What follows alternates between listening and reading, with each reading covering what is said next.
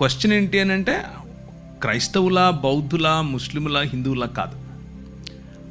ఒక మనిషిని అన్యాయంగా చంపడం, అన్యాయం జరిగిన చోట దేవుడు ఎందుకు ఏం చేయట్లేదు కదా, అంతేనా? హబక్కుకు గ్రంథం అంతా ఇదే. The entire book of Habakkuk is this. ఏంటి నువ్వు చూడవా, అసలు ఉన్నావా నువ్వు? ఉంటే కళ్ళు మూసుకున్న పాట కూడా పాడారు ఒక ఆయన పాత రోజుల్లో. ఉన్నావా, అసలు ఉన్నావా, ఉంటే కళ్ళు మూసుకున్నావా. దిస్ ఘంటసాల గారు పాట, భక్త తుకారం చూసారా? అందరు భక్తులకు ఇదే క్వశ్చన్, మీకొకరికే కాదు, ప్రపంచంలో ఉన్న అన్ని రకాల భక్తులకు ఇదే క్వశ్చన్. అయితే భక్తులు ఏమి ఎక్స్పెక్ట్ చేస్తారు? జరగంగానే ఆయన కత్తెత్తుకొని వచ్చేసి వేసేయాలనుకుంటారు. But God doesn't work like that. ఆయన అలా పనిచేయడు.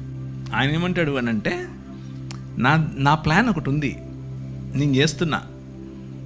అప్పుడు హబక్కుకు కోపం వచ్చి దాన్ని ఏమంటారు, అలిగితాడు.